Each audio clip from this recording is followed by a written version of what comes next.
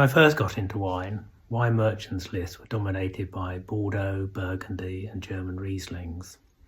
High-end Claret wasn't extravagant, but it was affordable. Later, post-children growing up, careers maturing, high-end Bordeaux and Burgundy was the preserve of collectors and investors. But the wine world has exploded. There's all sorts of wines coming from the New World, other countries. There's new or rediscovered grape varieties. So there's a wealth of wine which I've never known before. Like many, Clarets were off my radar. Recently, however, the Wine Society has appointed a new buyer for Bordeaux, Matthew Horsley, and he's been quite imaginative in trying to bring Claret back into focus. And in particular interest to me was a sample pack of Clarets, and he produced a YouTube video showing him tasting and talking about those wines. I managed to buy one of those packs before they sold out, so it's proved quite popular, and so I'm looking forward very much to revisiting Claret and seeing what I think.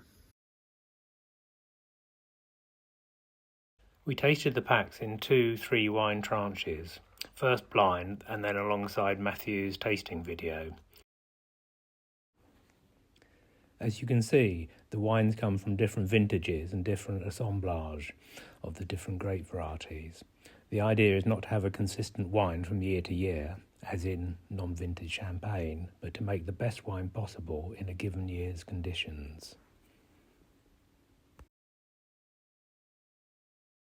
Whilst Claret has always had its devotees, today, with so much choice in wines, their style is considered challenging to many current wine drinkers.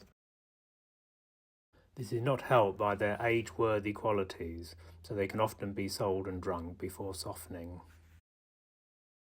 However, if you watch Matthew's taste-along video, you'll begin to understand the intriguing and complex variables which explain Claret's following and its undeniable top geek-out wine status.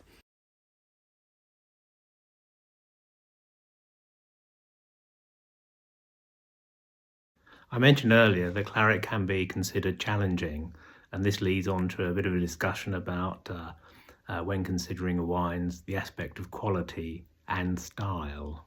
I'm recording this in December 2024, leading up to the festivities of Christmas, and I was remembering an incident probably about 3 years ago, where in January I was sort of at a coffee morning in our village, and usual pleasantries. I spoke to a lady there, say, how was your Christmas?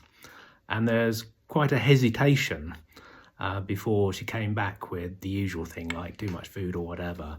And chatting to her further, it turned out the lady and her partner, it was the first Christmas for many years where there were no children.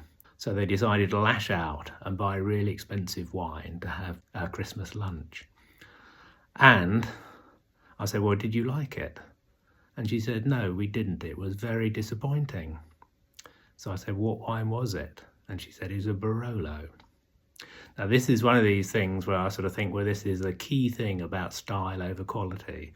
I'm sure the Barolo was a jolly fine wine, and is certainly much more expensive than they normally pay for a bottle of wine, but it is a challenging style. So it comes round to this sort of question about style versus quality.